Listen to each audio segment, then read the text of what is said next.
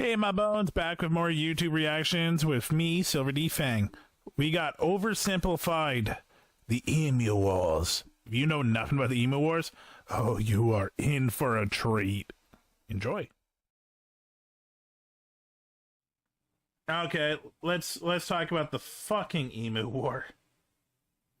This is Australia. For the man who imagines being strangled by a tarantula while a kangaroo breaks his kneecaps and thinks, yes please.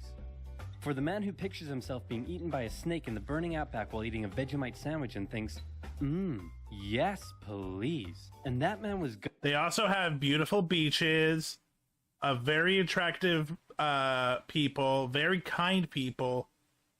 And yeah, no, it's just, there's nothing like Australia in the world because it is such a rural island. Governor Arthur Phillip, who landed in eastern Australia in 1788, presumably saw a dingo being eaten by a crocodile, being eaten by a death adder, being eaten by a koala, being eaten by Mel Gibson, and thought to himself, yes, good.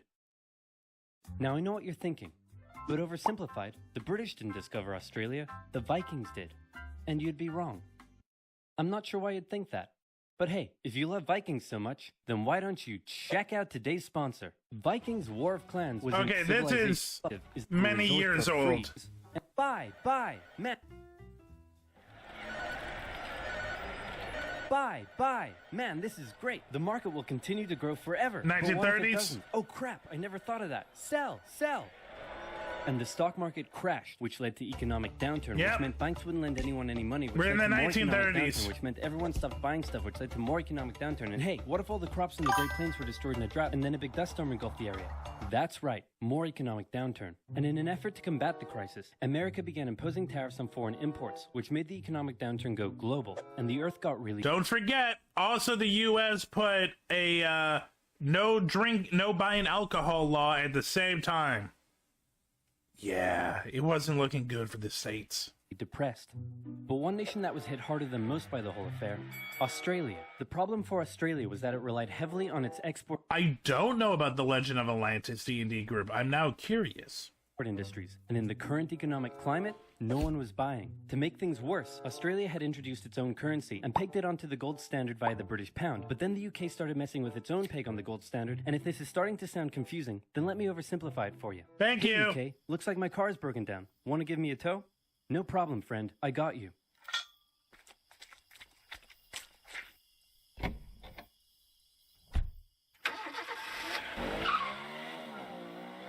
I understand now. Thank you, Oversimplify. More economic downturn. The point I'm trying to make is things weren't good, and in particular, it was Australia's farmers that were suffering most. After the First World War, Australia had given returning veterans land for farming, but with the current economic crisis, the farmers just weren't making enough money, and many left to go find work in the cities. But for those who remained, things were about to get even worse. Dun, dun, dun! Before we get into that, actually, before we get into that, yeah, there's a history of Australian farmers having to struggle against the wildlife. There's a famous one about, I think I watched the video here, but there was a locust outbreak and the farmers thought, hey, you know what we should do? We should bring in this race of frogs to kill the locusts. They did not kill the locusts, but they did start eating the crops themselves, and now they are destroying like 20% of the ecosystem in Australia. Thank you. I will look at that next Cookie. I'm just going to call you Cookie. It's time for some cultural exchange. My national bird is the bald eagle. It's a strong patriotic symbol of America and a deeply valued and protected species. Eagles are overrated. Bird is the peafowl. It's a beautiful creature whose vivid colors represent India, so we list it as a protected species. My national bird is the emu, and it's a pest. Also bloody delicious. Emus. 6 feet tall, 90 to 120 pounds, and able to run at speeds up to 40 miles per hour, usually return to the coast after their breeding season. But suddenly they found Western Australia full of lush, wet farmland. Oh my, look at all this delicious wheat that just so happens to be growing here in large quantities. Hey guys, get a load of this. You know, look at all this wheat that just so happens to be Incoming at break.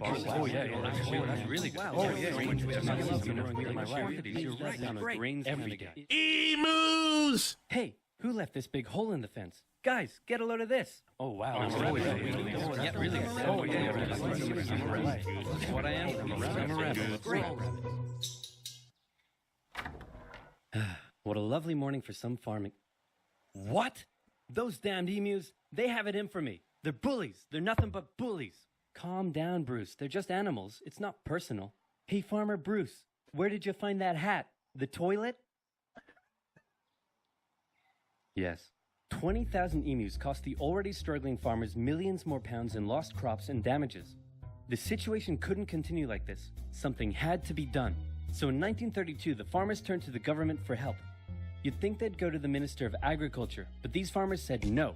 This is a job for the military. So they went to George Pierce, the Minister of Defense. That is a man who has never seen a day of war in his life and just put on a mustache in the 1920s with a nice suit, and people were like, he looks important, you're hired. I am a big Marvel fan. That's right. Australia was to go to war with the emus. But not everyone was happy with the idea. This is barbaric. We can't go slaughtering thousands of our own national bird. Oh, come on, guys. The machine guns will make it quick and painless. Machine guns? You're using machine guns? This is animal cruelty. Look, I know it's unusual, but it's not like we're poachers turning the birds into feather hats. Think of the benefits. It'll be good target practice for our boys. The government can show it took action. Plus, I can get myself a nice new feather hat. Did I say feather hat? I meant I want to gather chat with you about getting you all some nice new feather hats. Did I say feather hats? I meant I want to wage terror at these emus and turn them all into feather hats.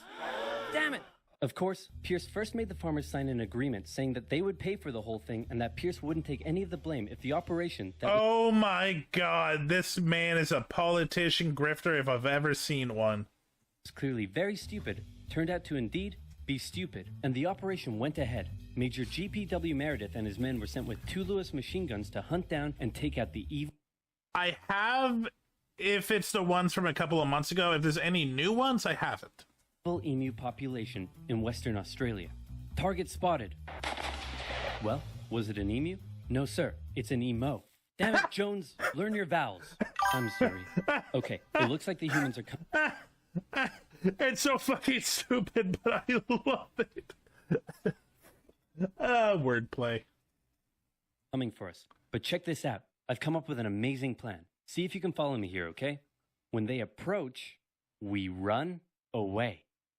Sir, you're a genius. Pierce sent the camera crew along with the machine gunners to capture some good old propaganda for the government, and the first battle took place in November at Campion. The men spotted a mob of emus from a distance, so they set up their guns and opened fire. The emus split up into smaller groups and ran in every direction. The men were only able to kill what they called a number of birds, but the vast majority got away.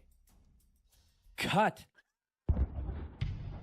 Surprisingly, many of the emus were able to take multiple bullets, but still run at full speed to safety, causing Meredith to compare them to tanks, saying if we had a military division with the bullet-carrying capacity of these birds, it would face any army in the world.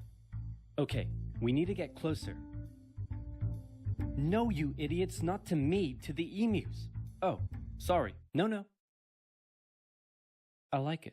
So next, they tried sneaking up on a large number of emus near a local dam and firing at short range. Maybe the men were just unlucky, but my professional opinion is the I'm emus Canadian. were magic because both guns jammed after just 12 I just emus happen were to know killed, a and bunch of once again, Australians. The rest got away. Cut! The men were feeling a little humiliated after losing to a pack of discount ostriches, so they decided to move further south, where the emus were said to be tamer. And this time, they had a new strategy. Okay, Jones, here's the plan. You mount the machine gun in the back, I'll chase the emus, you shoot. Got it? Got it.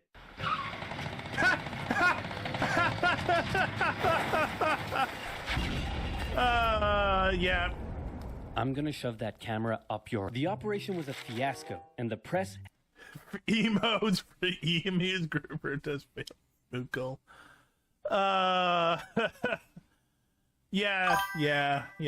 Everyone deserves to clown on the Australians for this.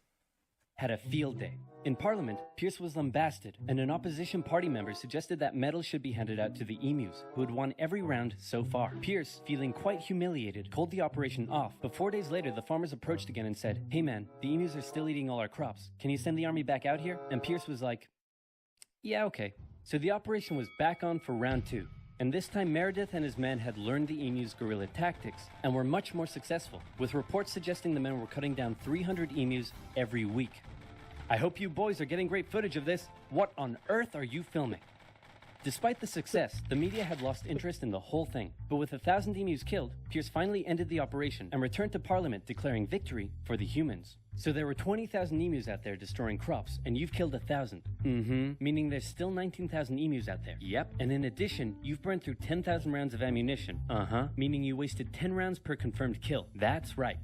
Yeah, I'm gonna go ahead and call this one for the emus. At least I got a feather hat. What? So in the end, the emus won the Great Emu War of 1932, and the emus continued to wreak havoc on the farmers for years to come. The government introduced a bounty system, which saw some success. But for a moment, let's take some time to remember the brave men who said goodbye to their families and risked their lives to take on the great, evil emu population in Western Australia. But even more importantly, let's think of the friends they made, the bond they created, and the memories they shared. Take me home to golden fields and sights of days gone by. It's where the heart lies with stories of... Hey, guys, I solved the emu crisis. Really? How? I just made some better fences.